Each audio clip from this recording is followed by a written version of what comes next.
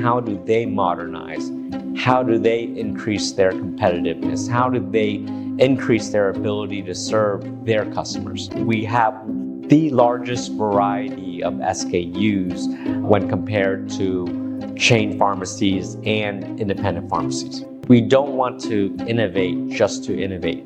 We want to solve our customers' problems and pain points. Human-centric design and processes with mechanization beats AI. It's very good that you're talking about retail experience design and design for trust, and how pharmacies could be a part of the shopping experience and educate customer on what your offerings you have available. But it's even more amazing that you can leverage the data from different products in your ecosystem to boost and launch this concept, Circa. Today our guest is Peter X Nguyen, the co-founder and chairman of Buymed Group. With determination, grit, and strategic thinking, Peter X Nguyen built one of Vietnam's most successful startups. Buymed is a health tech startup empowering pharmacies in Southeast Asia to serve their customers better. Through 5 major brands, they empower more than 60% of Vietnam's pharmacies through technologies, knowledge, and best practices. In this episode, we discuss how listening and understanding customer pain points is the only way to build better products, how friction and collaborative fighting help strengthen teams and solve problems, and how leveraging data and experience intuition assists in shipping better products. This episode is for everyone who seeks knowledge in building products effectively and efficiently, with lots of wisdom in how to win in life. With that, I bring you Peter X Nguyen. Hello everyone, today is a very beautiful day, sunny day in Ho Chi Minh City, and we are at the opening of Buymed new concept Circa, a franchise pharmacist that makes drug more accessible to everybody. And today we have Peter X Nguyen, the chairman of Buymed, here with us, and he would love to talk to us about his founder journey and how he came up with this concept. Welcome here, Peter. Thank you, Sandra. Could you tell us a little bit about yourself and how did you get to Vietnam? Sure. So I grew up in America to immigrant Vietnamese parents that came to America roughly 40, 50 years ago. And I grew up in California my entire life. After finishing high school, I moved to San Francisco Bay Area, where I continued college. And I also tried my first startup in San Francisco Bay Area. So I remember during that time, my mom was sending me tuition money and I was spending it on my startup. And in order to survive, I was also living out of the office of the accelerator and also living out of my car. It was a very small 2-door car, but I managed to fold down the back seat and had half my body in the trunk, half my body in the cabin. So it taught me a lot about resiliency and being anti-fragile and how difficult startups were. Mm-hmm. And then after graduating, I've always had the urge to start my career in Asia. So I booked a one-way flight ticket to China first, started my career there, and then eventually ended up in Vietnam doing our startup Buymed. Mm-hmm. That's very good. That's very good. Can you take me back to when Buymed began? What pushed you to do this? Sure. So when I first moved to Vietnam, I remember starting a career in consulting. But before starting that job, I went on a volunteer trip. And on that volunteer trip, there was very few people who spoke English on the bus. And we were going out to the countryside to do some donations. And so the one person on the bus that did speak English was sitting in front of me on the bus. So I sat up on the bus and I leaned over on the chair and I said hello to him. And he turned out to be one of my co-founders, Huang. So we talked together and he was thinking about a career change. So I invited him to do consulting. It's a great place to start your career and learn about different industries. So he agreed and he started consulting with me that same summer. We consulted together at the same firm for about 2 to 3 years. And we were always talking about doing a startup together. We had so many ideas back then, but none of the ideas really clicked for us or really made sense for us to launch, primarily because we wanted to do a startup that we really believed in, not only the mission and the purpose, but also one that we felt had a very commercially viable success possibility. So we ended up going our separate ways. He ended up going to China and then America. I ended up in Singapore. And then eventually Huang moved back to Vietnam, and he went to a wedding for his high school friend. And at the wedding was our third co-founder. And they were childhood friends, grew up in the same hometown together, went to the same high school. And our third co-founder, Vu, his family was in the pharmaceutical industry, so he knew the space very well. And he had the idea of distributing medicine through an online platform. And my co-founder, Huang, also loved the idea, immediately called me up. And I was still in Singapore. He told me about the idea. So I started doing research on it. And I came back to Vietnam and I started looking into how medicine was being distributed, especially to rural areas and, second tier, third tier cities and villages, remote mountainside and areas. And I realized that the industry was not only incredibly fragmented, but it was also incredibly underdeveloped, anywhere from logistics to handling of medicine to quality control and making sure that no fake medicine enters the supply chain, and also just how you handle the medicine to make sure that the quality stays good. And it just surprised me that back then it was 2017, and even in 2017, the state of medicine distribution was so subpar that I knew there were problems to solve. And if we can solve those problems, there would be value that we can capture for the company. So I immediately said yes after that research. And then we all started the company in 2018. Oh, very good. Do you have any Vietnamese family member that still live in the village? I have extended family, so cousins, aunts, uncles that still live in the outside areas of places like Nha Trang and Phuong Thao. So they're not incredibly rural areas, but still a lot more underdeveloped than what you would see in second tier cities. I totally understand that. Was there any moment that this venture felt risky or real for you? There were many times that it felt risky, especially during our early days when we didn't know if this would be successful or not. There's many times when we were just growing and scaling so fast that our cash was getting a little bit constrained. And so we would then have to fundraise, especially if you look at the time that we started the startup. A couple years after that, you had COVID situation. And then immediately after COVID, you also have funding winter for startups. And so those were incredibly tiring and stressful times. I remember there would be moments when I was living and working out of the warehouse, sleeping there every night, not just the warehouse, but also the office. And I remember one particular moment when I was very down on myself. It was a very tough day. And I was just sleeping in the warehouse trying to fall asleep. And a big bug, to this day, I don't know what it was, but it looked like a cockroach. It flew into my ear and it started digging itself into my ear. And I woke up and I'm running around the warehouse screaming. And then the only thing I could think of was to go into the restroom. And in the restroom, there's this bucket of water that people use to clean themselves. And so I just dunked my head into the water and trying to shake the bug out. Finally, it came out. And then I just collapsed on the bathroom floor. And I'm just like, man, what am I doing? I don't know if this startup's going to be successful. And I'm living this life that's very hard on me. And it was a very emotional time. Wow. So the funding winter didn't crack you, but a cockroach almost cracked you. but almost did. I almost bought a one-way ticket back to America right then and there. Wow, that's actually quite a story. We need to put that on the PR.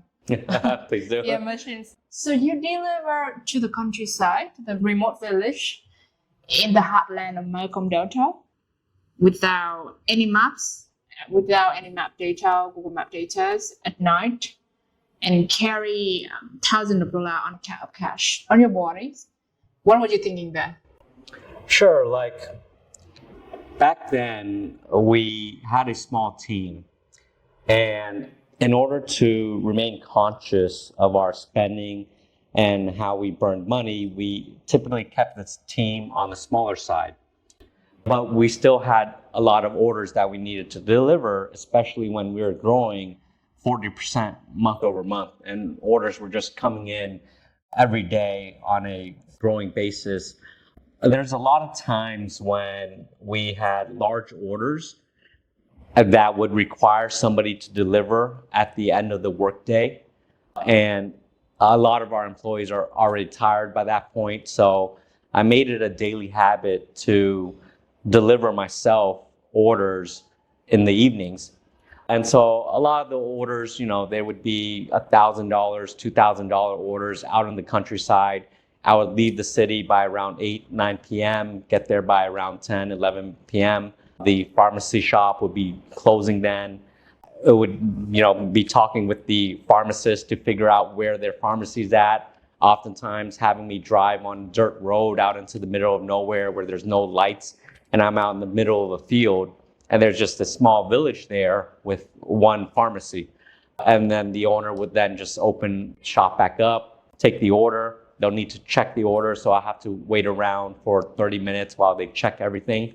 I remember a lot of times there'd just be mosquitoes everywhere. So while the pharmacy owner is trying to check the stock and check the order, I'm trying to bat away all the mosquitoes, making sure none of them bite me. And then, once the order's checked, they'll give me the money. I remember a lot of times they would be complaining because it was our early days and we had a lot of growing pains. So they're counting the money and they'll be complaining, hey, why is the delivery so slow? You need more stock, you need to lower your prices, here's the payment. And a lot of those complaints helped us to develop the first iterations of our product and our service. Mm-hmm. We learned a lot from that. Mm-hmm. And being first-time co-founders, a lot of those complaints it was demoralizing, but we also learned from it. Mm-hmm.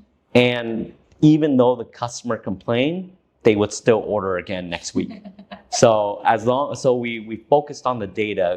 It's one thing that they're complaining about our product and our service. Mm-hmm. It's another thing that they kept ordering. Mm-hmm. And so that was a very good indication that if even through all the problems that your product has, if customer keeps using you, then you're probably solving a very important pain point for them. Oh, that's very good. That's very good data point and signals.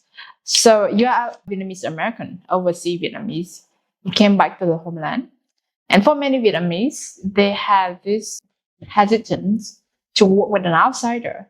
How do you work around that?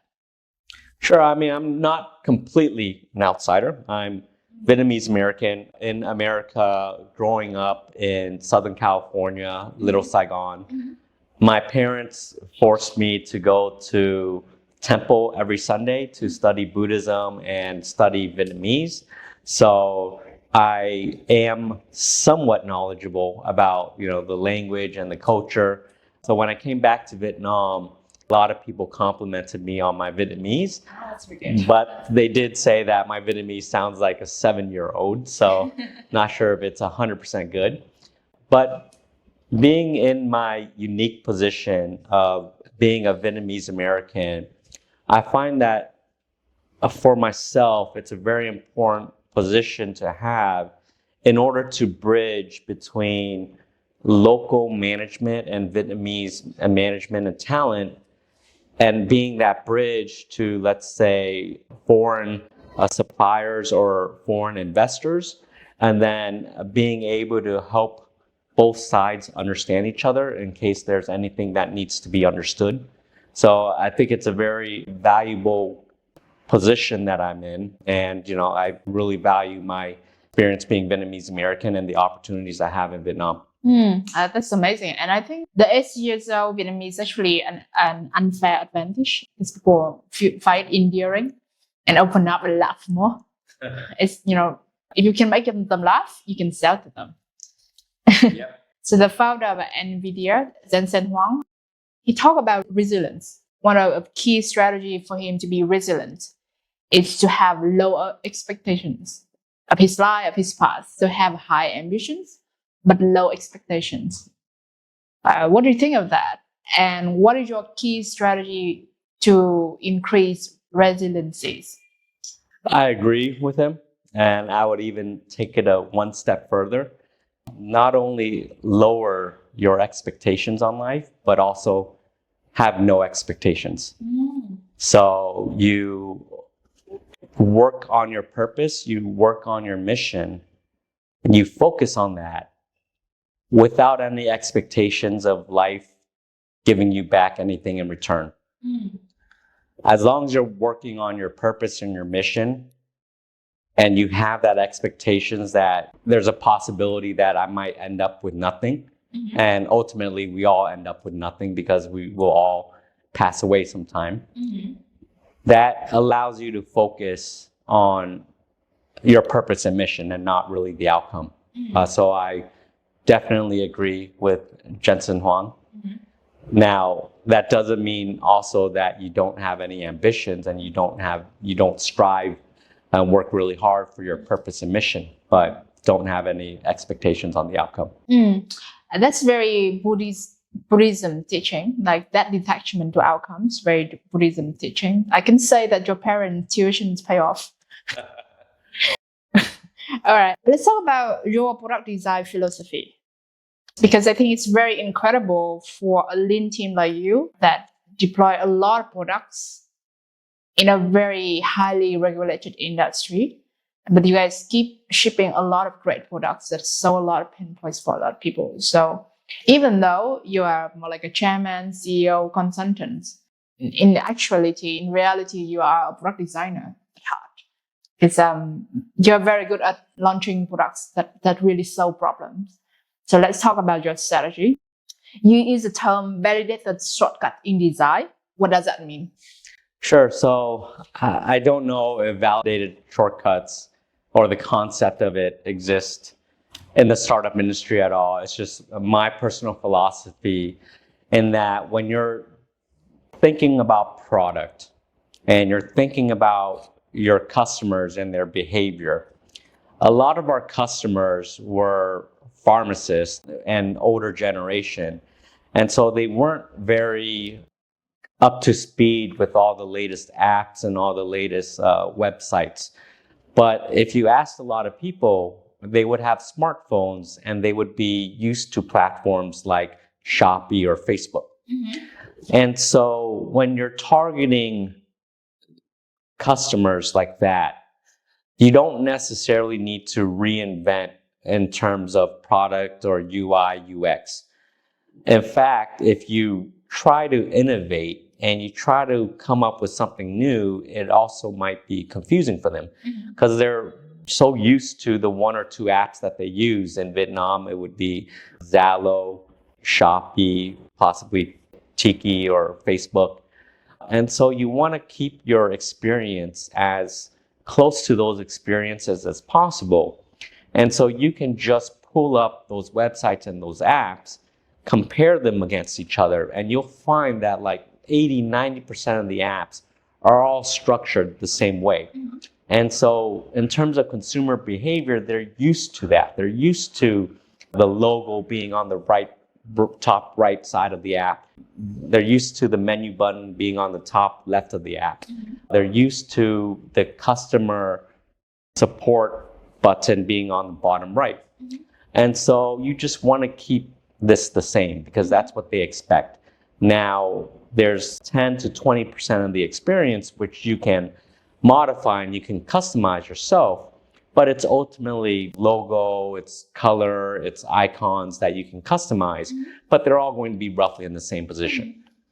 And so my advice to a lot of startups is you don't need to invest a lot into innovating on that. You can just copy a lot of other apps that are similar to yours and copy the experience and then just redesign it a little bit. So for example, one of my favorite games is Civilization.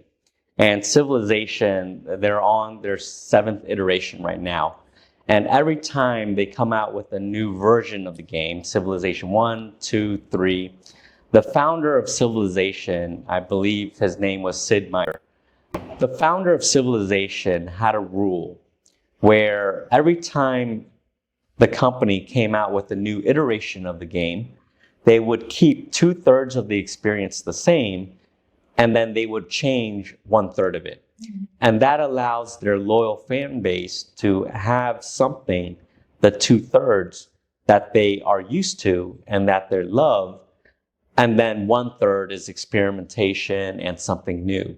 So that even if the 1/3 doesn't work, you still have 2/3 of the experience, which a lot of the loyal fans still love. So healthcare is a special industry that's incredibly hard to innovate. So what does good product design look like to you in a healthcare context? Good product design for me is an experience that works very seamlessly and don't need a lot of hand-holding. A lot of the experience in a good product design should be something that is just so intuitive to the customers that they don't need to really question or ask a lot of questions about it. And so a lot of the experiences would mimic other apps and websites. So for example, fundamentally, our platform, for the most part, our core platform, Tuxi.vn, is an e-commerce experience. And so we want to keep that experience very similar to other e-commerce websites such as Alibaba, Amazon, Shopee, or Tiki. And it's really important that when you're serving doctors and pharmacists, that clarity matters more than trying to be clever. That's very good. That's very good. Your team, Buymed, has deployed 5 major brands together with many more product initiatives. How do you make product decisions today? So we have 5 major brands, as you mentioned. Our overall umbrella brand, which is Buymed, that's the parent company. Under that company, we also have brands like Tuxi.vn, which is our e-commerce platform. We have BM Logistics, which is our logistics platform, our MedX, which is our trading platform, and we also have Circa Healthcare, which is our pharmacy franchise platform. So across those different brands, we make our decisions around product utilizing a lot of data as well as our own, what I call intuition. So data is really important because we deliver so many orders. We deliver over 100,000 orders every month to over 30,000 pharmacies every month across Vietnam. And because we're delivering those orders, then we collect so much data on not just the SKUs that they're all ordering and where they're going to, but also pricing data, volume data. And leveraging that data, we're able to understand what products are being demanded.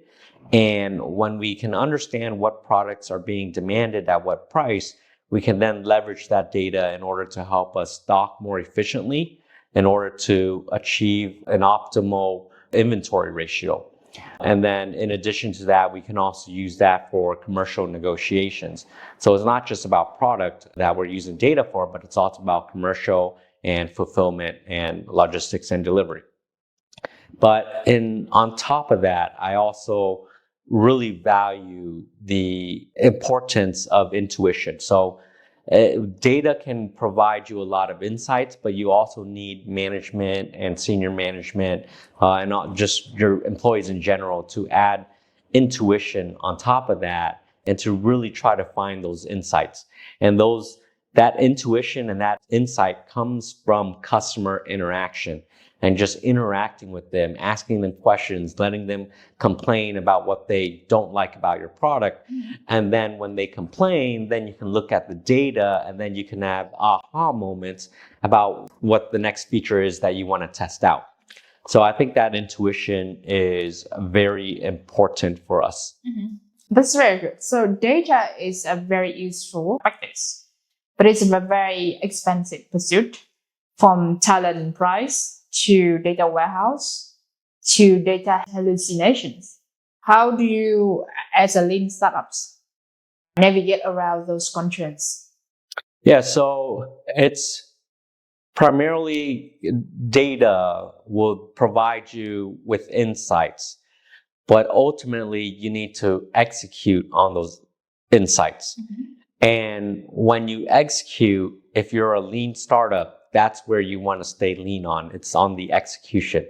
So you get the data, you get the insights, so you have an aha moment, but you don't go all in at first. That doesn't mean you have to go slow. You can still go fast, but you need to test out your aha moments and your aha ideas, put it out there, put it in the product, put it in the experience, test it out in whatever way you want to test it out. So for example, you don't need to change your product. You can just change the way you operate and the way you interact with customer in order to test your idea.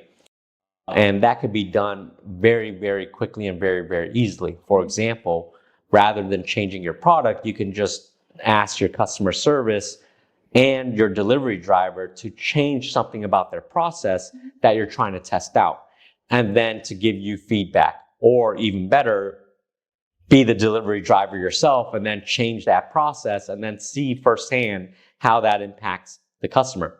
And when you're able to do that, you can test very quickly and you can validate very quickly, and it's also very cheap. So if you're lean, I would focus on the execution and keep that lean. So a lot of organizations tend to split into two camps. So either data-driven or more intuitive, more emotional-driven when it comes to product design decisions. How do you balance that one? And how do you make sure that customer insight and intuition can be deployed at scale at every touch point of your organizations? Yeah, I think balancing those two is more an art than a science. It needs somebody that really tweaks that balance and knows how to balance those two sides. I don't think you can go too heavily on either one side for too long. There are times in your organization where you need to lean more one way than the other. So sometimes you need to be a little bit more data-driven. Other times you really need that intuition and to really have somebody with that intuitive sense to make those decisions. For example, I remember one of our early decisions that we needed to make was we had what we call a concierge e-commerce experience, where we were helping the customers onboard and place orders through our customer service team. And this is quite common in a lot of early stage e-commerce startups. At some point, we knew that we needed to shift more heavily into just being a pure play e-commerce experience. But the data told us that customers still wanted that concierge service. Because you look at the data, 90% of our orders were coming through customer service versus 10%, which was coming through our e-commerce website app experience. So the data strongly told us, stick with customer service. However, my co-founder Huang, he had the intuitive sense to say, now is the time that we should just force everybody into the e-commerce experience. So for the next quarter, you are not able to order from us unless you do it through the website. It was a very risky move and very controversial, but the organization decided to back that intuition. And sure enough, yeah, we had a lot of customers that complained, but then they would still order. And so during that quarter, we had our fastest growth rate in our history. Was that because you have good pricing? No, it kept the pricing the same. In fact, if I recall, we also increased the pricing. Wow. There's two elements to it. Number one was we had an e-commerce experience that we believed in, and we believed that it was a far superior way to order and restock medicine for a pharmacy than either a customer service driven experience or a chat experience. Mm-hmm. So this was our main thesis and our main philosophy. At some point, we needed to pull the trigger and we needed to test it out. Because if we tested it out and it didn't work, that's the definition of failing fast. And we want to learn that as fast as possible so that we can come up with our next hypothesis and our next thesis. Mm-hmm. If it did work, then that allowed us to make that bet and double down on that e-commerce experience. Mm-hmm. And so, my co-founder had that intuitive sense to say, this is the time, let's do it, and let's take this risk. Mm-hmm. So if you had to summarize why the customer go with you in 3 words, what would be 3 word piece? Convenience, Mm-hmm. variety, Mm-hmm. and delivery time. Excellent. I think that's pretty much sum up the philosophy and the edge that Buymed have over other competitors. Let's talk about these products. This is the inhaler, the snap box that Buymed just entered into a partnership with. And this snap box have a beautiful, rich history in Asia. It's very popular in Taiwan, mainland China, Hong Kong, Vietnam, Singapore, Southeast Asia. It's actually it's a snap box that contains a lot of inhaler. It's contain a lot of natural herbs that can align you, ground you, relax you, and give you like a sense of well and calm beings. And Buymed partner with a 120 years old company to launch these products at their new flagship franchise store at Circa. Let's talk about that. Sure. So it's a brand called Nhi Thiên Đường. Mm-hmm. And, the brand has existed since 1905. Mm-hmm. We have exclusive distribution partnership with them to distribute their products across Vietnam. Mm-hmm. And when we first started, these type of partnerships was always in our pipeline. We knew that this was the direction we wanted to go with our commercial. Mm-hmm. But being so small that not a lot of big brands would want to work with us. Mm-hmm. The hypothesis was that as we grew more and more and that we increased our distribution, we increased the number of customers, especially independent pharmacies that were ordering and restocking through us, that as we grew this customer base, then a lot more partnerships will come our way.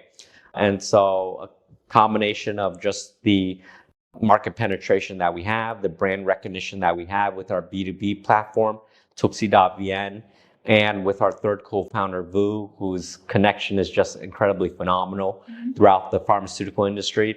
He was able to get us these contacts that allowed us to meet with these brand owners and then, them in order to distribute their products into more locations. So Nhi Thiên Đường, it's a medicated oil product. Yeah, and also about inhalers, yes. Yeah, I just remember growing up, even in America, to Vietnamese American parents, these medicated oils would just be like the miracle cure for everything. Like anytime you're sick, they just rub medicated oil on you. Yeah. And I remember one time my mom, she heard me cough and she's like, I'm gonna go get the medicated oil. And I'm like, no, I don't want to do that. So I lock my door and she's trying to break into my room in order to, do the coin scratching on my back. And she was just trying to push her way into my room and I'm just sitting there trying to push back.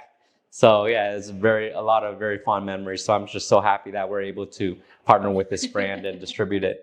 So from run away from it when you was young, when you was a kid, now selling it, what's this quite like a transformation in this story? Yeah, but now that I'm older, I don't use it anymore because I don't like the scratching on the back. Yeah, but this one you can use, especially if you work on computers. for very long times. Got lost in this digital dopamine-driven world. This ground you into the analog world. For me, it's very beautiful. I'm probably gonna buy hundreds of it from you guys. This tiny QR code here costs Buymed $1 million to implement, a significant amount for startups.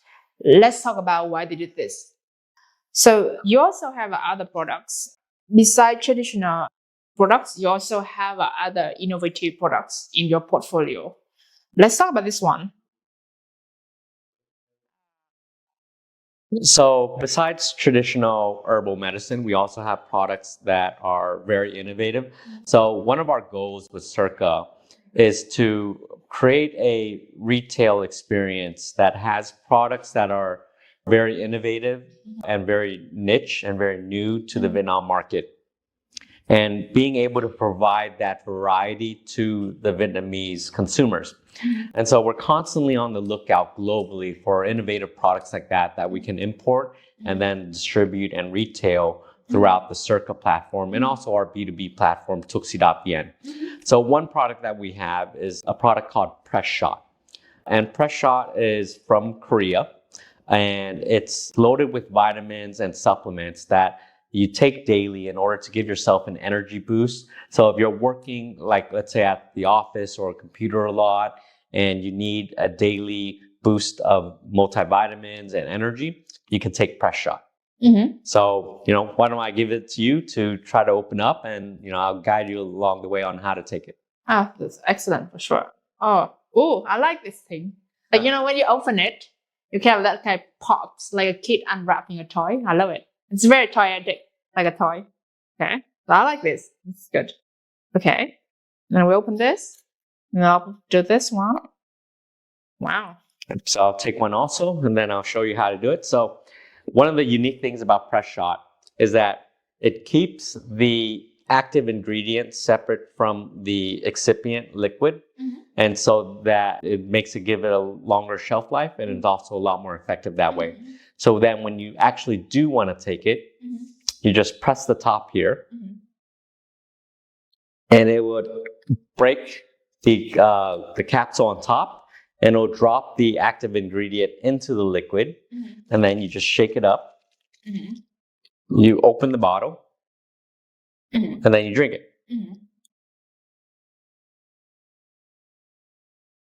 So why don't you try? Okay, let's do this. Yep. You have to press really hard. How do Maybe try 2 fingers.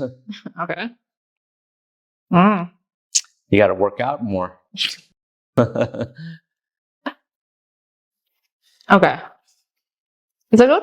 How do I know it works? You should It feel smells. more compressed. Oh, it works. Yeah, there you go. Okay. No, before you open it, you got to shake it up. Okay. It smells very fruity. I kind of like it. Okay. Yep. Cheers. Cheers. Cheers.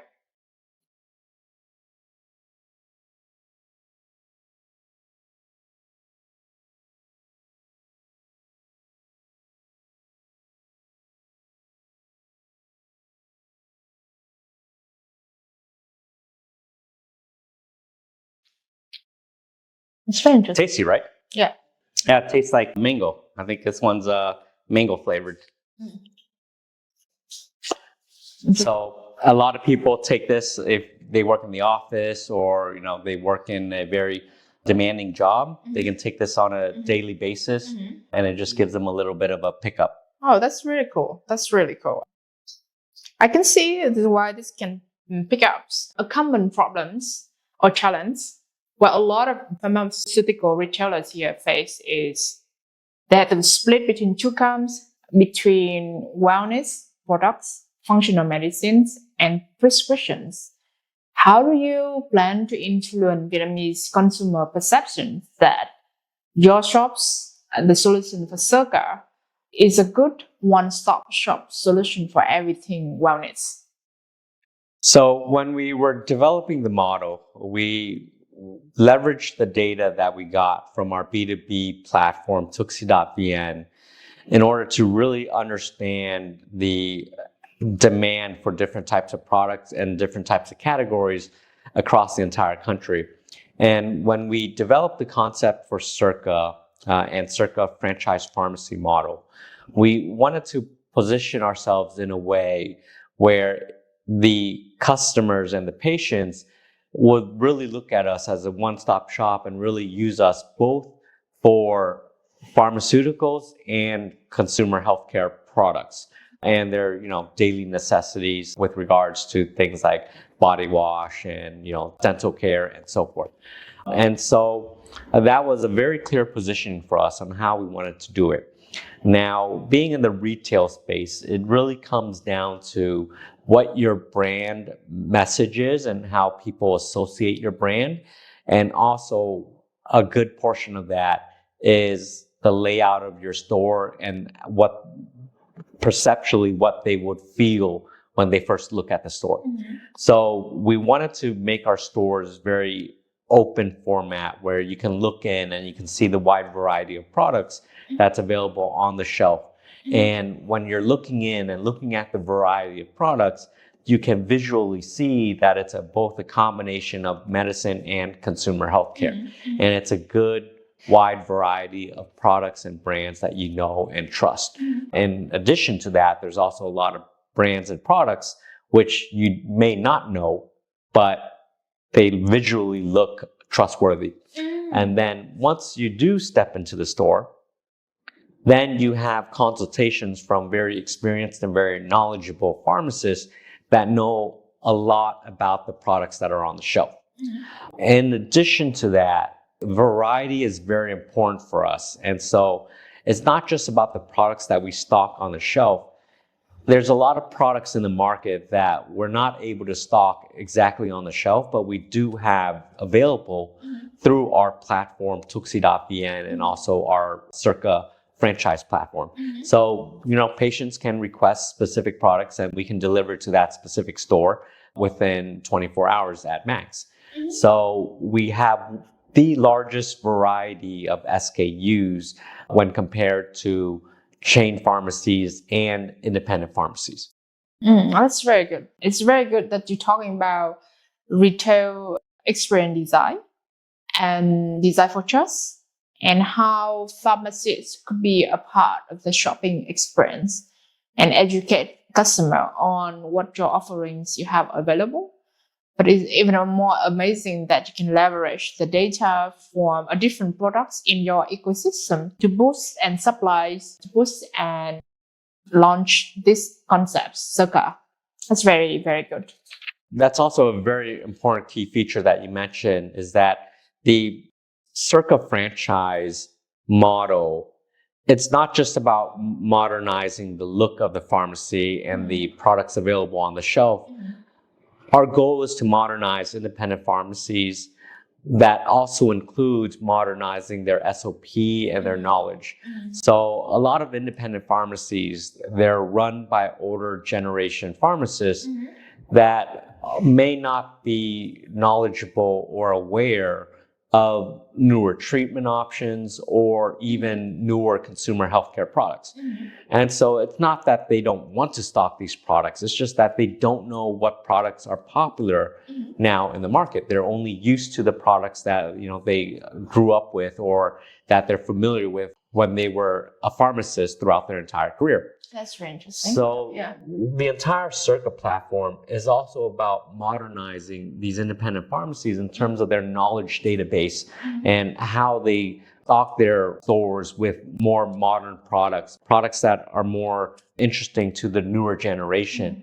And then not just stocking it, but also how they're used, what they're used for, and then also how to sell those products. That's very interesting. When talking about targeting independent pharmacies, because if you look at the retail landscape for pharmaceutical for the last 5 years, it's quite an amazing race between major brands in Vietnam. And what kind of data points that inform you to launch a franchise concepts? The data point really comes from what our customers, which are the independent pharmacies all over Vietnam, what are the challenges that they're facing and what are the opportunities that are being presented to them. And so if you look at the opportunity side, and you look at the pharmacy model all over the world, a lot of pharmacy models all over the world sort of modernize towards this concept of a modern pharmacy. And that modern pharmacy could be either a franchise pharmacy or a chain pharmacy, but it's still modern. And so when we look at the landscape in Vietnam and we compare that to other markets, we knew that the retail pharmacy was going to modernize. That's just the trend that you see all over the world. And we knew that the independent pharmacies at some point will start getting pressured to modernize also. But when we talk to them, while a lot of the independent pharmacies knew this trend would happen, they just didn't know how to modernize, nor do they have full access to all the resources, which includes capital to renovate their store, but it also includes design knowledge on how to design a modern pharmacy store.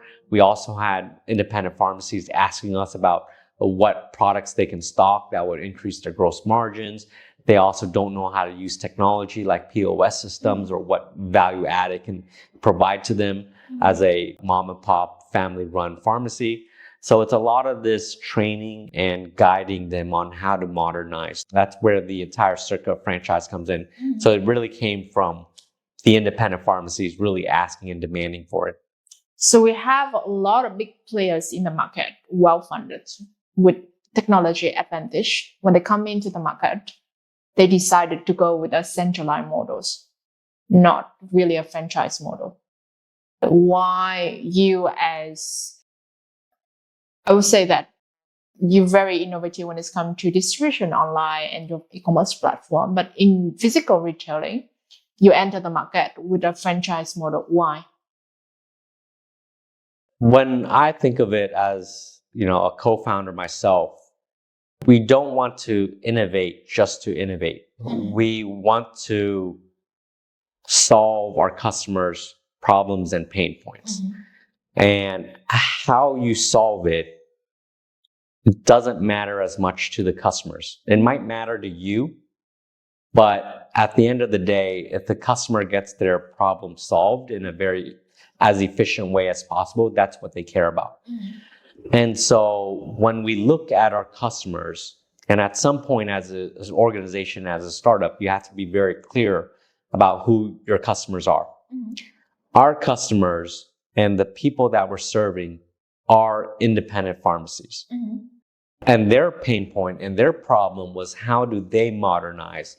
How do they increase their competitiveness? How do they increase their ability to serve their customers? So the key question for us was, how do we help them solve that? And the obvious answer to that was to create a pharmacy franchise. So it was just a very obvious answer for us to develop the franchise model. That's very good. That's very good. I love how talk about the importance of picking the right tune in the innovation box for the current pain points of your customer. And the second point is about getting very clear about your customer profiles is key important to make the decision. A lot of Vietnamese startups have global ambitions. So why did you choose Thailand to expand a very mature market for pharmaceutical products? When we started our startup, we had a very clear goal in mind that we wanted to be a regional player. Now, we don't know how long that will take. We don't know if this was going to be done within the first couple years that we're in existence, or if this will take 50 years to succeed at. But we knew this was our goal and our ambition. The primary reason for that is that when we look at healthcare, healthcare is not restricted to borders. There are people who need healthcare, not just in Vietnam, but even beyond Vietnam, across Southeast Asia, and even globally. And so we didn't want just the borders of Vietnam to restrict our vision. We wanted to be helping as big of a community of patients and customers as we could. Mm-hmm. And so for us, that target was to help Southeast Asia. Mm-hmm. A lot of people say, well, Thailand and other markets in Southeast Asia are much more developed, Mm-hmm.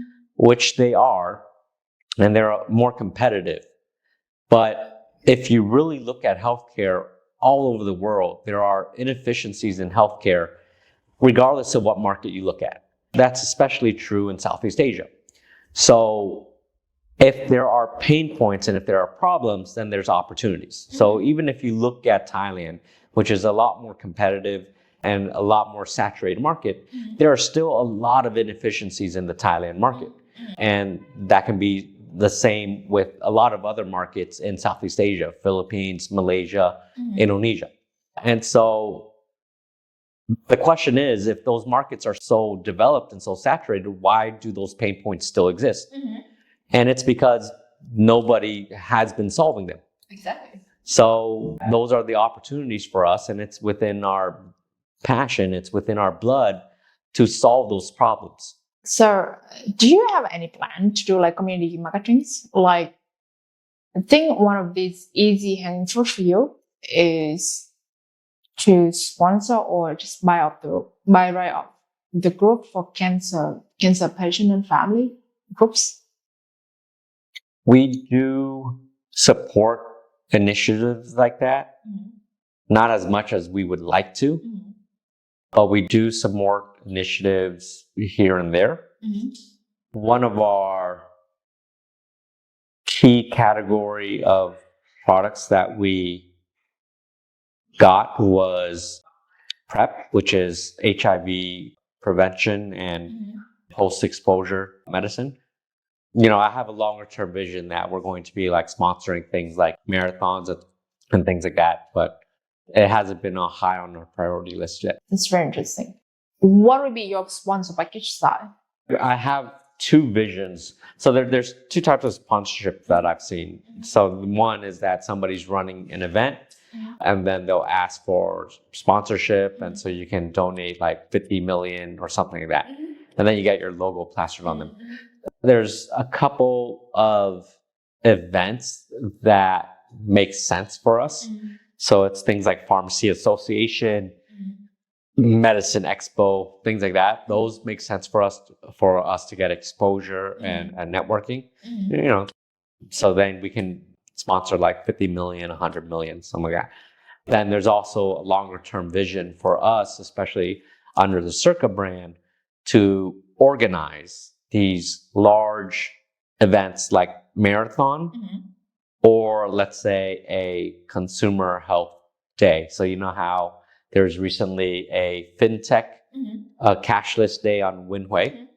So just imagine a large event like that where it's like a consumer healthcare day, and you invite just a bunch of consumer healthcare companies out, promote their products, things like that. So that's an event that I would like to do. What if I tell you that there's going to be a cheaper way for you to access customer 24/7, 7 days per week? I would be interested, of course. Acquire the right community groups. Let the admin run that for you, but you acquire it, all right? Yeah. So if you mean existing community groups, Yes. yeah. So those were one of the ways that we started promoting our platform when we were early on. Was we got into these pharmacy groups, and then we worked with the admin to promote our platform. Yeah. So my friend family just got her father-in-law just got cancer, and I thought that it was very demoralizing, and it's become like a family committee decision. So everybody was like, "Oh, this is the treatment that we had to go through," and she got to go into the family meeting because her father also got cancer. So she got into because I had to navigate all this cancer treatment, stuff like that. So one of our objectives with something like that is we wanted to create sort of these training packages for independent pharmacies on specific healthcare issues and diseases. And it would be very comprehensive training, including different treatment options and things like that. Now, in terms of pharmaceutical, it would rely more on prescriptions of the doctors, but supplemental products like supplements or additional healthcare or things that can help support the prescription medicine. So that's something that we can do, especially with like lifestyle things.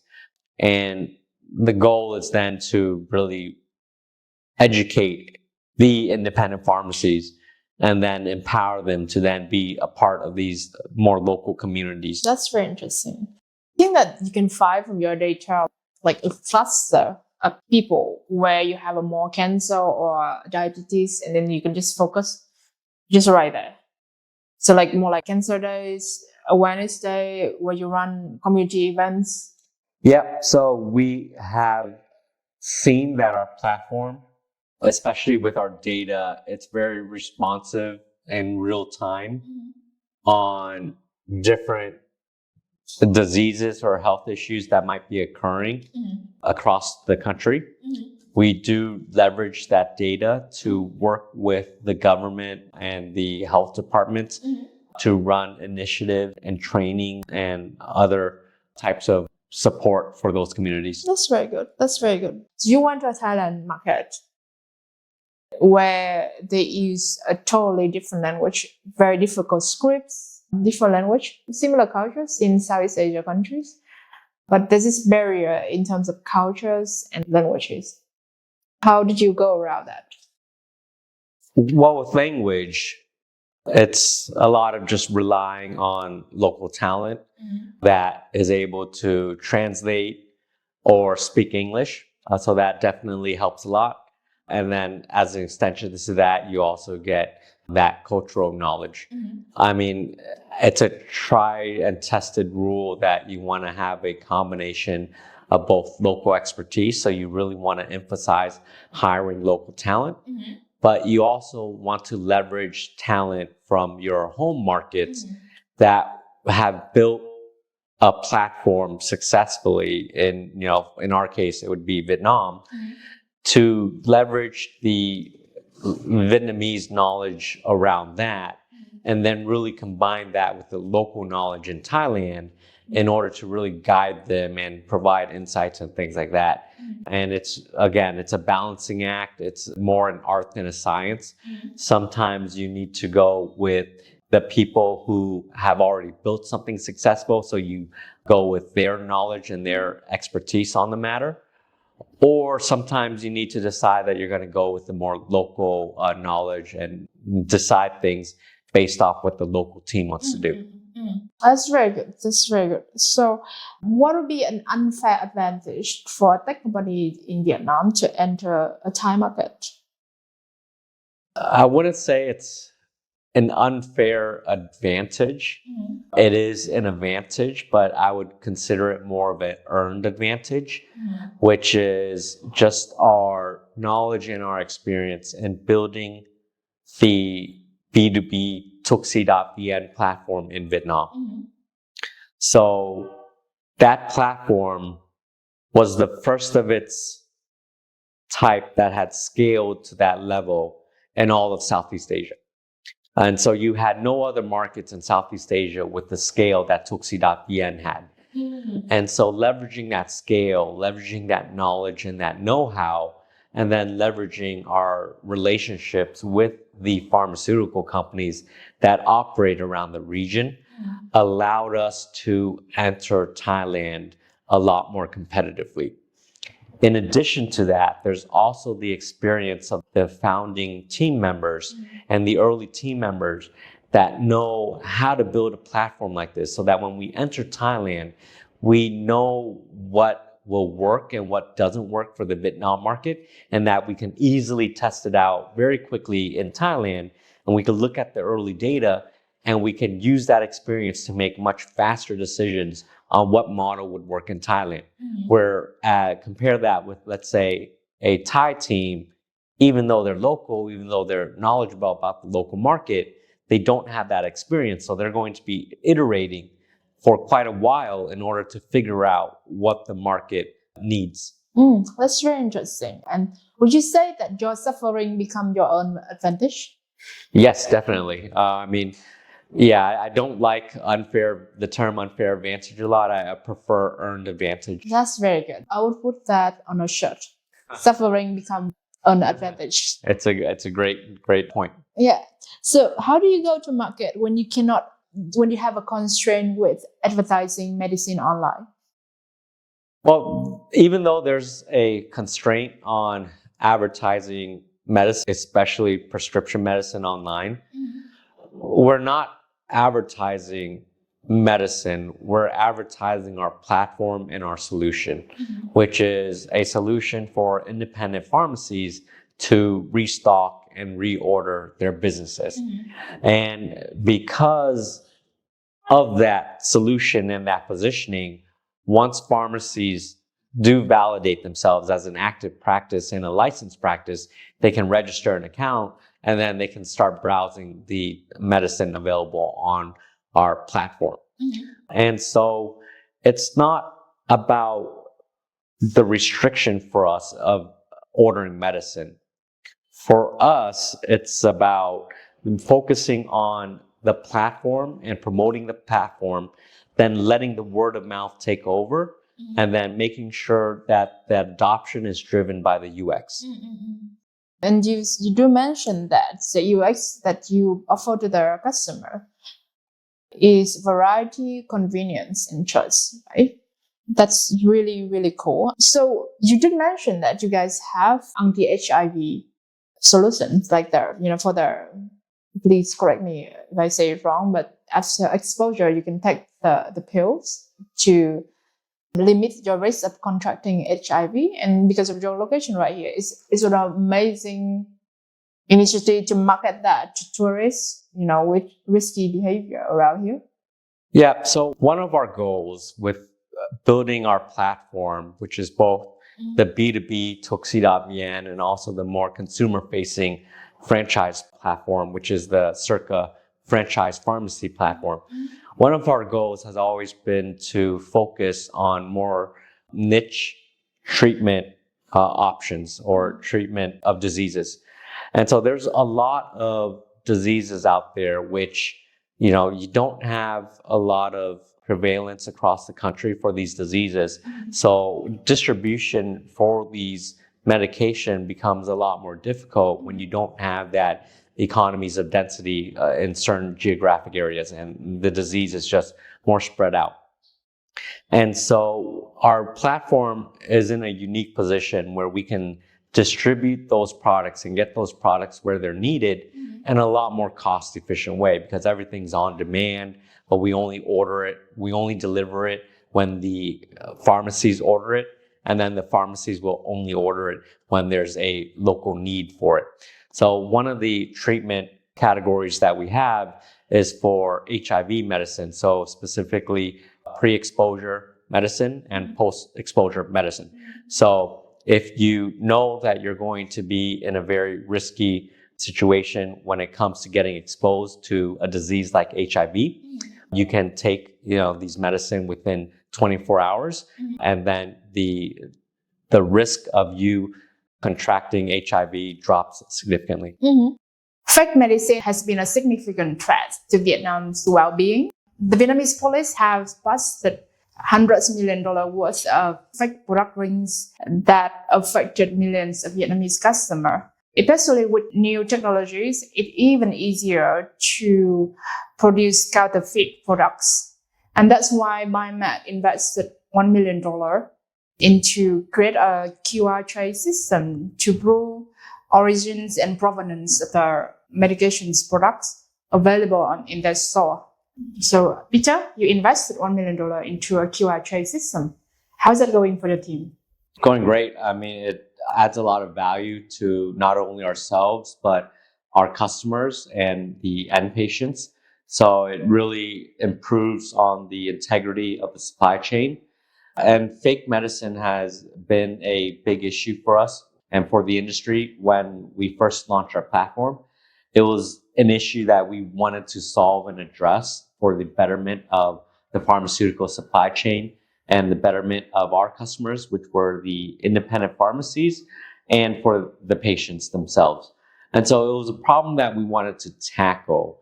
Now, how the QR solution evolved was that there was another issue where we also needed to quickly and efficiently process products that were inbound into our fulfillment center, sort them, pick them, and pack them, and then distribute them to our customers.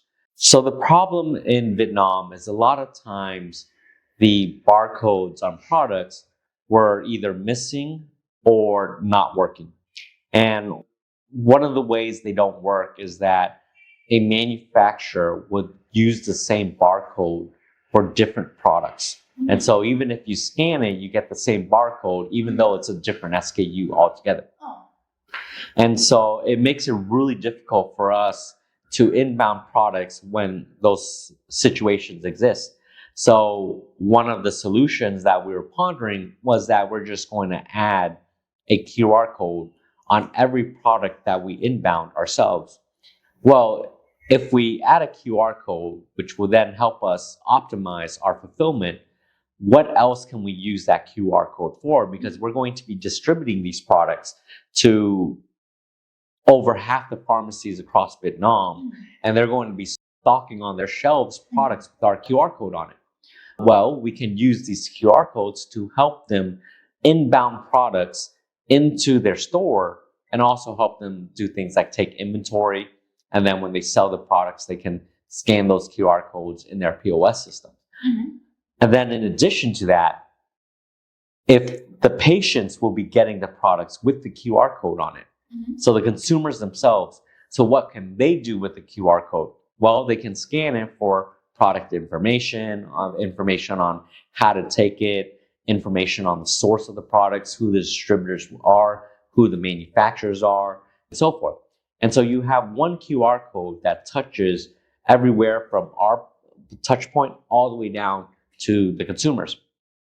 And even the reverse logistics. So if there happens to be a product recall, we're able to more efficiently recall the products using the QR code.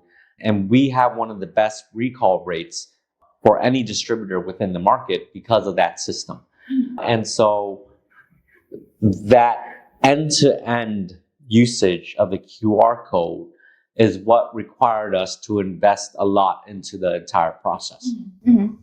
That's very good. It's amazing how your teams not only recognize pain points in the market, but willing to put what you say is to put skin in the game by committing $1 million into developing the system. Did it take a lot of persuasion toward your board and your investor to spend that amount of money on the system? Well, the investment occurred throughout the journey of our organization. So it started early on when we first needed to do QR codes for fulfillment. That made a lot of sense to our investors, especially after we explained it on how it will improve our efficiency when it came to fulfillment. And so, that first initial step took a smaller amount of investment. And then later on, we just iterated on top of that platform to then allow the pharmacists to then be able to use that QR code to then inbound the products into their stores. And then again, we iterated onto that afterwards to allow the patients to then scan the QR codes. So it was spread out over multiple years and multiple projects. Oh, so that's very smart that you compartmentalize it, to break it into the small pieces to make it easier agenda to be accepted across your organizations. I think that's a very smart and wise thing to do. Do small thing, sip small, and then iterate on that. He's talked a lot about communicate across the company for stakeholders, for significant stakeholders within your operations. What is your favorite method of communication? My favorite method is always face-to-face. I prefer always doing face-to-face communication because I think there's a lot of non-verbal communication that occurs, like body language and non-verbal cues that you can do that really conveys the message in a lot different way than just verbal. But then also one of my golden rules is more communication is better than no communication. So even if you can't do it face to face, then just trying to get as much communication as you can to your stakeholders. This has always been a high priority for me. That's very interesting. And your team have 4 co-founders. 3 co-founders. That's actually very good. So your warehouse system process 1.2 million orders every year. It keeps growing from there. What is your plan to automate with AI? So, AI is definitely very interesting for us for a very operational intensive startup. So we have both, let's say, the e-commerce and the commercial side, as well as the operation side, which is about fulfilling orders, packing orders, and delivering orders. By the nature of being a very operationally intensive portion of the business, that requires a lot of manual work. And so AI at this point doesn't have a lot of benefit to manual work, unfortunately. And, things like robotics or automation in the fulfillment center takes a lot of investment. It also takes a different type of culture and mentality. You need to have a very strong engineering mentality if you're going to do a lot of automation, because there's just a lot of sensors and a lot of robotics. And so you need that sort of engineering maintenance type of culture in order to maintain it, to keep it running optimally and efficiently. So for us, when we did the cost benefit analysis, that type of automation didn't make a lot of sense. And what I like to say is we need to not really automate, but we need to mechanize. We need to think about, human movement and how humans operate, and to understand what makes them make mistakes and errors. And it's primarily that they get tired. And the more tired they get, the more mistakes they get. So what are the most tiring parts of their jobs when it comes to fulfilling or delivering orders? And then just trying to mechanize it so that they don't have to worry about it. So things like lifting heavy boxes or moving heavy orders from one part of the warehouse to the other, that's really important. So that's on the operation side. And then for the commercial and office side, let's say also engineering, that's where AI we found has a lot more value. So, just leveraging tools like ChatGPT, language models, or derivative solutions like that, that helps the office operate a lot more efficiently is where we're utilizing AI the most. It's remarkable that you talk about watching human movement to mechanize and to modernize, because that's exactly what industrial designer in 1920s did to invent our standard modern kitchen. So the modern kitchen layout that billions of people are using right now is actually come from industrial designer observe human movement inside the kitchen. Yeah, and one of the inspirations that I had when we were thinking about how we're going to do fulfillment was how UPS did it. And, I remember, taking a lot of my business courses, and they'll talk about UPS as a business case where they're looking at the movement of their delivery drivers and just understanding every movement and then timing every movement, and then trying to figure out how to make that as efficient as possible, not just to speed up the delivery, but also to make the delivery as safe as possible for the delivery drivers. And so I think the best operations people, the best people for our fulfillment are people that think to that granular level and thinking about every single movement that our employees make when they're trying to fulfill orders, and then trying to figure out how to optimize that so it's efficient and safe for the employees. That's very wise. It's observance actually the key driver of innovation, and it's happened like this for 1,000 years now. So I think that's amazing how you connect all the dots together from across disciplines, like from economics, human-centered design, to warehouse operation, to where you are nowadays. I think that's quite remarkable. So one of the main purposes we looked at AI for was for quality control of medicine and pharmaceutical products that enter our supply chain. There's a lot of, fake products, a lot less now, but there's a lot of fake products in the supply chain where it's basically just copycats of popular products. And, we considered using AI, and to some extent we do have AI that helps us to capture those fake products. But what we found was training humans to do it was a lot more efficient for a couple reasons. Number one is that there were nuances to copycats that were very hard to detect. And so, even with OCR and even with the cameras and trying to train them to try to identify those nuanced differences was very difficult. So, for example, a nuanced difference might be the type of cardboard, the type of packaging that it comes in. So just by feeling it, you can tell that it's a different type of packaging than the original. So that's the tactile feeling, the tactile perception, which AI technology cannot. Yeah, maybe it can, but we haven't found a solution. So that's one reason. A second reason is that there's no standard way that copycat products are being made. So, for example, you might have a couple different copycatters making different copycats of the same product. And so they might change the way they copy a product. And so when they change the way they copy a product, now you have a new fake product that you need to identify. And then once you identify it, then you need to train your model on how to identify it. By that time, it takes too long.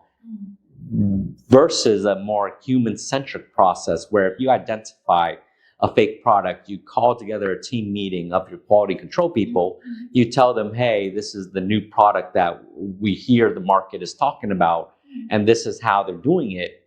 And so you can train your staff on how to identify, and then you just put it into your app that says, when you're inbounding this product, these are the things that you have to look for, and then you show them pictures, and then they can make that judgment. It's just a lot more faster and efficient way to do it.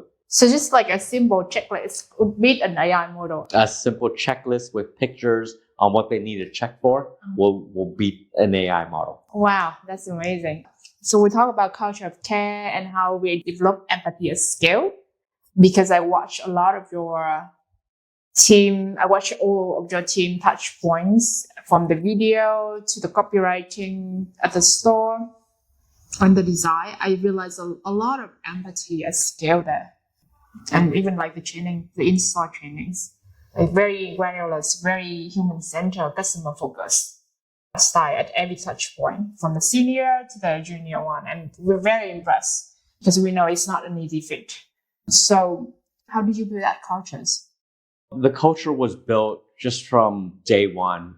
I mean, we're always a human-centric process and a human-centric culture, in the sense that when we're building the company, we really focus on developing our talent, developing our team, and because we understood that they're the ones that's going to drive the organization.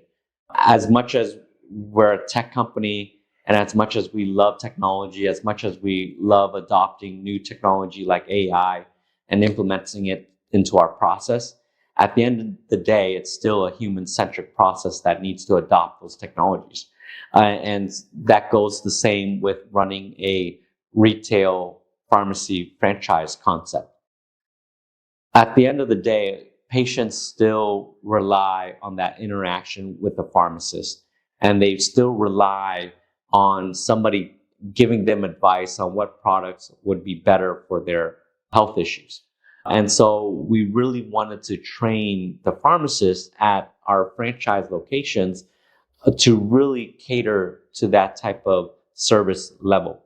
And, we've received really great feedback from how our pharmacists interact with the patients. So that's something that we want to double click on and really expand on. That's really, really good. And I think all the team, all the startup in the world, and even like Fortune 50 companies could learn you guys to implement customer empathy at scale. So what's your favorite way to discover real meaningful insight? I think having feedback loops are very important. And those feedback loops can come from anywhere.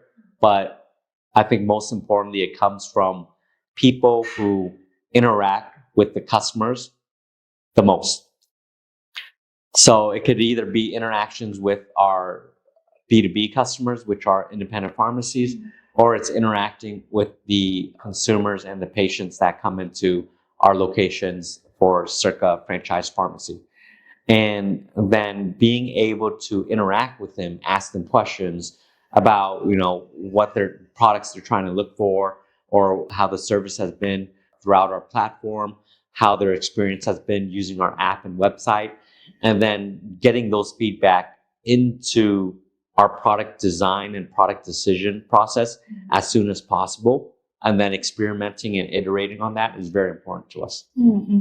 So usually in organizations like you guys, there sometimes can be mismatch between different business units on how they understand the customer.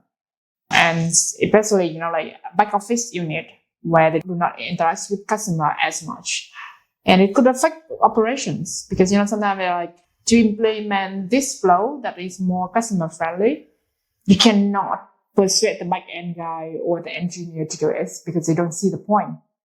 And how do you guys fix this?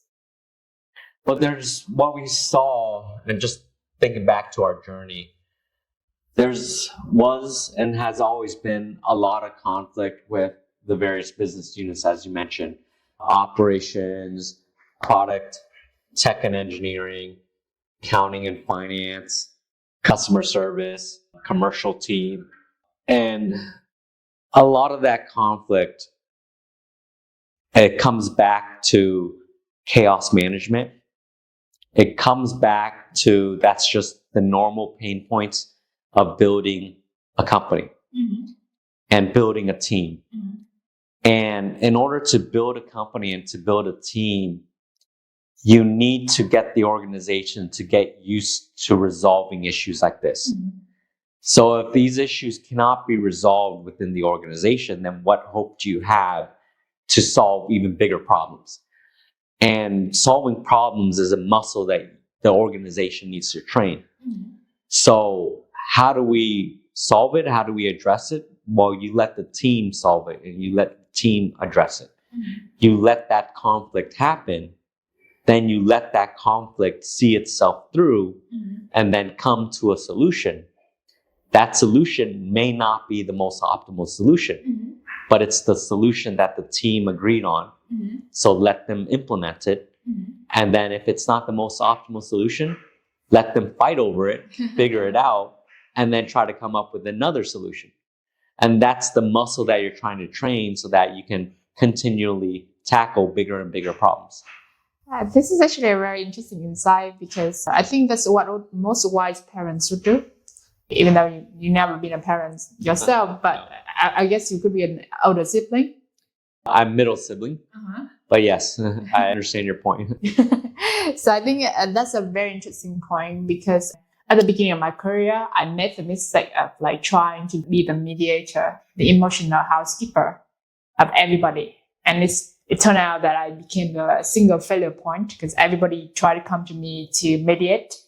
And I was like, it's looking back, that's actually a mistake. That competent point of being a mediator actually a mistake. Yeah, it comes back to one of my favorite phrases in the startup world. Building a startup is like jumping out of a plane and assembling your parachute as you're falling. And that's sort of been our journey, and what we learned is that, look, there's going to be a lot of fires that's going to occur throughout your organization. And everybody's got a limited amount of bandwidth. And so you can't be solving every fire. So you really have to pick and choose which fire you're going to solve. And so how do you prioritize? And well, it's the fire that could kill the company. And if you really think about it, a lot of fires are not actually going to kill the company. And so you let them burn a little bit, you let your staff and your team or other people in the organization try to fight those fires and figure it out so that they can become firefighters themselves. Where me as a co-founder, I'm focused on the biggest problems that can actually take down the company, and that's where I want to focus my attention. That's actually quite interesting. Is there any chance that you follow Andrew Wilkinson? Yes, I do. Oh yeah, because I think in his book From Barista to Billionaire and his social media tweet, he actually discussed the firefighting part very well as well. So I think it's remarkable that you also read about him. And also he's also a designer too. He's a designer and turned his design agency into a $1 billion portfolio. So that's very interesting that we share the same content. So COVID was a very difficult time for your team. Ho Chi Minh City, your HQ, were hard hit, and it was the most affected city in Vietnam for COVID-19. How did that experience transform your team? COVID for us, as well as for the rest of the country and the rest of the world, was an incredibly tough time. And looking back, I remember that COVID cases started rising all over the world and in Vietnam. And Vietnam started getting cases, and we sort of knew that the country and the city, Ho Chi Minh, was going to shut down, very similar to the rest of the world. And as the country and as the city started shutting down, what ended up happening was, during lockdown, a lot of the supply chain for pharmaceuticals would also shut down also. And a lot of our suppliers, as well as distributors, would just close up shop and send their employees back to their provinces and home. And so the entire city and country was locked down. Now, for us as a healthcare startup, we had ourselves a very important decision to make.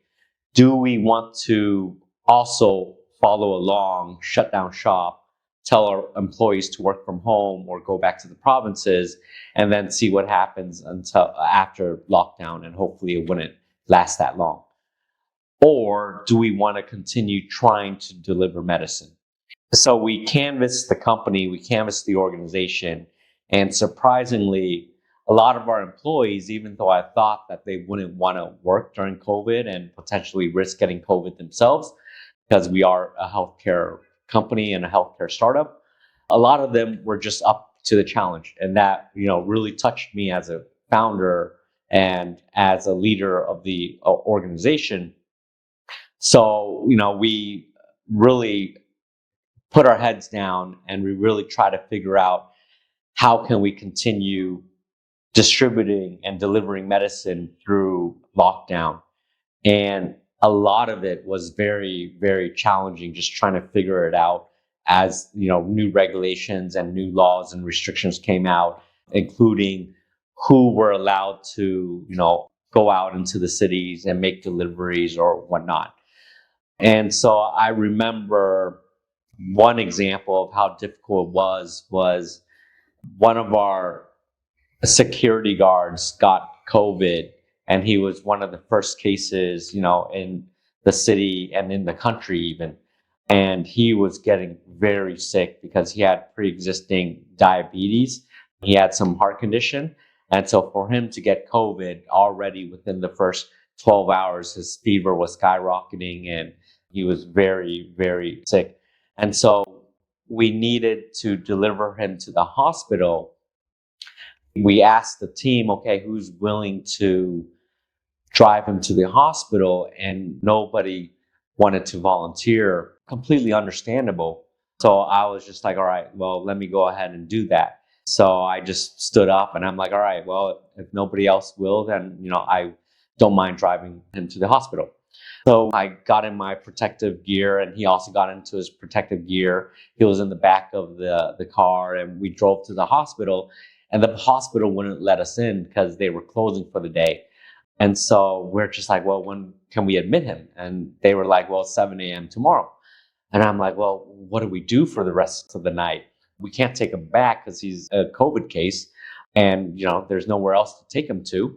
So I was just like, well, there's no other option. Like, let's just camp out at the hospital parking lot. And, he was like, all right, yeah, Peter, I'll just sleep in the car and you go home. And I was just like, I'm not going to do that to you. I'm not going to let you stay here sick all by yourself.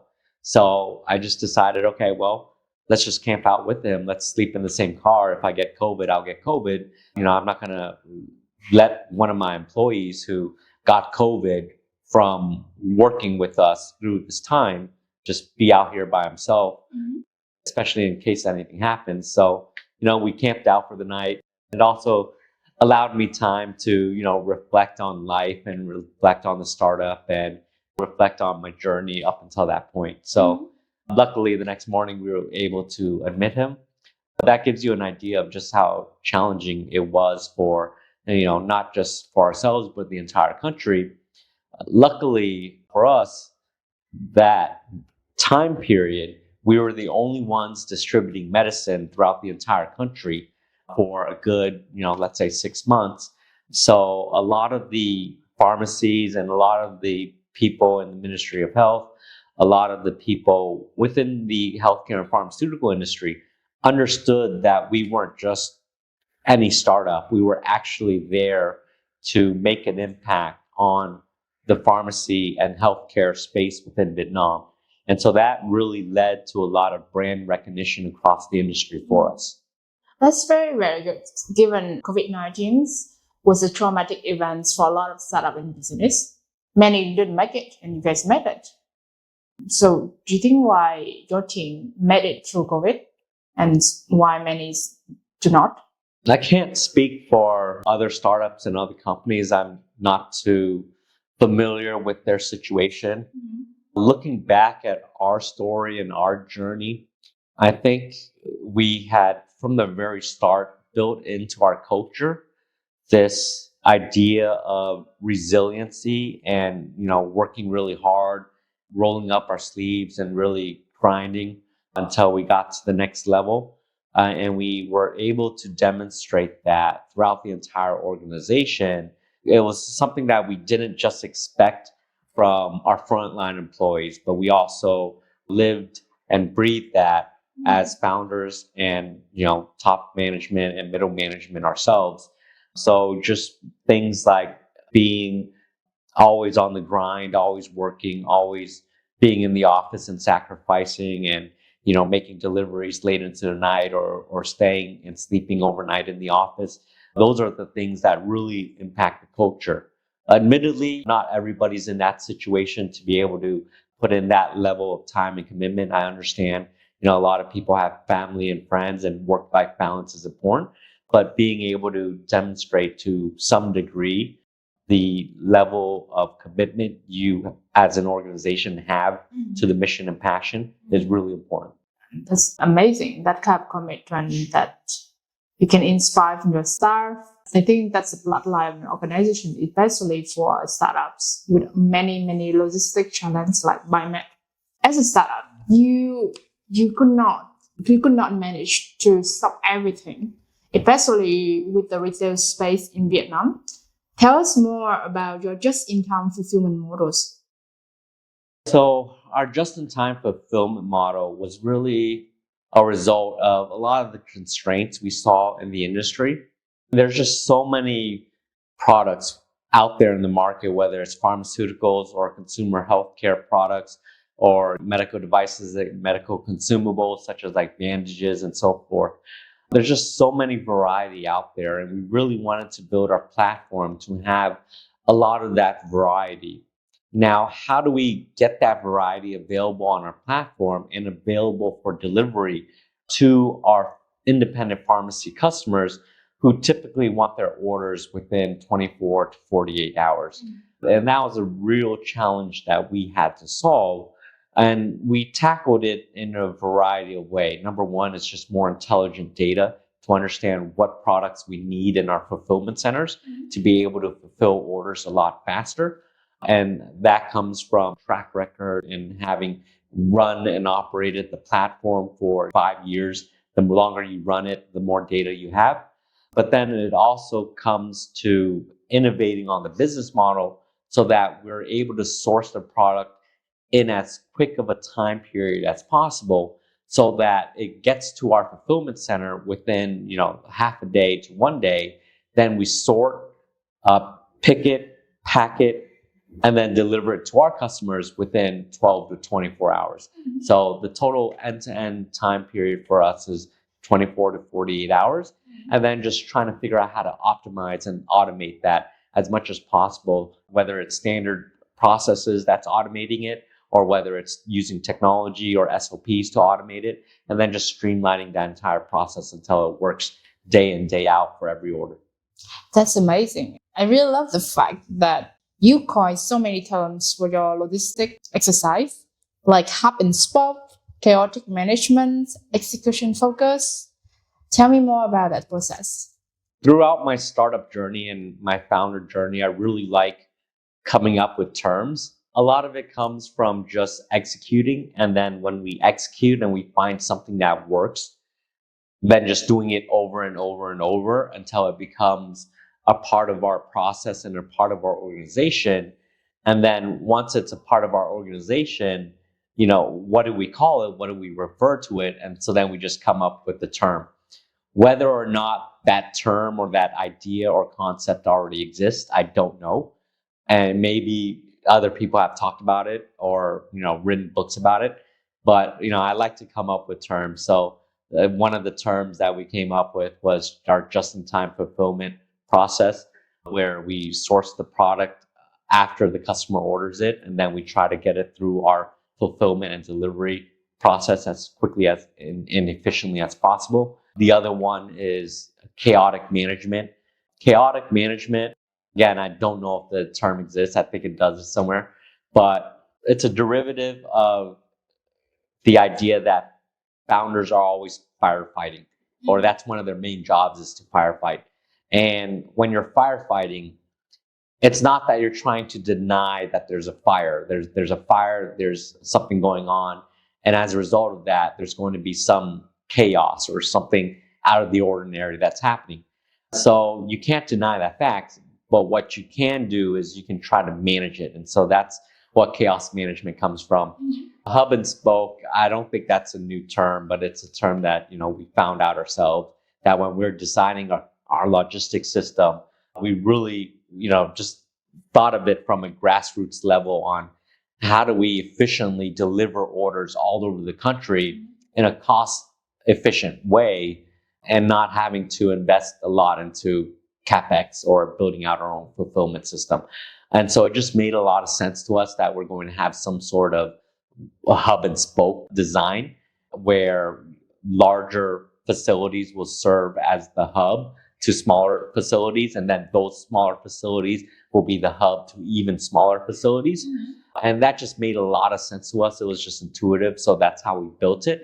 And then later on, we figured out that, hey, let's just call this hub and spoke. Some of these naming things are very catchy and almost like written by a copywriter. I mean, like I said, I don't think all these terms are 100% unique. I don't take credit for them, but they have been, the concept was thought of running the organization and having problems that we needed to solve and solving them, and then backtracking into a term that we think would make sense for it. I think chaotic management also it's such a beautiful thing to say. And also the fact you name it, make it even better to discuss and solve the problem. Because the problem I see across business in Asia, especially in more structured society, is that even very, very smart people with an MBA or master in science, they can't expect that you're going to have this very structured process when they work for a company. And one of the number one complaints that I see on Vietnamese social media about a company from some people is this company have no process. And as a startup founder, operator, and investor myself, I think that the way you describe chaotic management is a best way to describe what is going on with the startups. Yeah, one of the reasons why we thought of that term is, I'm a big fan of a book called Anti-Fragile, which says that one of the main objectives of a company is to not die. And if you can not die and always keep growing, then by definition, you'll become a forever company. So how do you not die is a key question. In the book, it says most organizations will face, 3 to 4 periods when they're about to die. And by definition, if you're in a period where you're about to die, things are going to be very chaotic. And so being able to manage that process or manage that period where you're in this chaotic period and doing so in a way that not only allows you to survive, but also come out of it a much stronger organization. And then doing that repeatedly, because the more you do that, the stronger you'll become. And that to me is the encapsulation of chaos management. That's very thoughtful and insightful. We're probably going to steer this one to educate our organizations. You have like an incredible insight to build a company and a customer-centric cultures. Do you have any books recommendations for product designer and founders? So there's a lot of books that have been very influential for me in my own journey in building my own startup. I highly recommend a book called The Hard Things About Doing Hard Things. I really highly value 0 to 1 by Peter Thiel. So the key message that I got away from that was you really need to think of your startup journey as 0 to 1 and then 1 to N. So 0 to 1, you're focused on creating a new innovation that's dramatically different than what's already existing. But then once you have that innovation, you need to figure out how you're going to scale it. And so that's the part where it's 1 to N. And for us, when we started our startup, we were thinking about how we're going to solve both problems and what we're going to do differently from the 0 to 1 stage and then from the 1 to N stage. Other books that's been incredibly influential for me was Range. So that book taught me the importance of being a generalist and being a jack of all trades rather than trying to specialize. And as a founder, you really need to be a generalist. You really need to be able to wear different hats in the organization. So for example, for myself and my journey throughout the organization, I've been the CTO, CFO, I've been a delivery driver, I've been the restroom cleaning person. So it's been a wide range of skill sets and positions that I've held throughout the organization. And then, another book that has been very influential for me was Ego is the Enemy. So, that taught me that you need to keep your ego in check because a lot of successful people have basically self-destructed themselves by letting their ego get out of hand. And to really control your ego and to stay humble, stay foolish, and that allows you to stay a lot more grounded and stay more focused on the mission and purpose. Mm-hmm. Do you have any books to recommend to learn about human insight, customer experience? There's a lot of books that I've also read with regards to, human insight. So Sapiens, for example. Then there's also Human Nature by Robert Greene. And anything by Robert Greene is hugely very important to understand human nature. You mentioned that you read Tao Te Ching, which is a lot of founders recommend, an ancient Chinese book about the way of life. I tried to read it, but it didn't stick. How did you read Tao Te Ching? So Tao Te Ching was very influential for my own personal leadership journey because it taught me a lot about staying focused on your mission and your purpose and not caring about the outcome too much, but caring about the journey. It also taught me that it's much more optimal instead of trying to fight the current in life to try to figure out where the current in life is taking you and then really leveraging that in order to optimize your path So don't fight with the journey that you're on. Be a part of it, be present, and then really figure out how to really be incredibly successful in that journey. Oh, that's beautiful. It's just like Bruce Lee once say, be water, my friend. Exactly. Peter, it's been amazing talking to you, sharing all this insight and lesson. Thanks for your time so much. And thanks for our audience for listening in today. Thank you also, Sandra, for having me. Thank you. Amazing. Thank you so much for listening. If you found this useful, you can subscribe to our show on Spotify, Apple Podcasts, or your podcast of choice. Please give us a rating or a review because it will help us produce more useful content. You can find more episodes and learn more about the show at sandrasletter.com. See you in the next episode.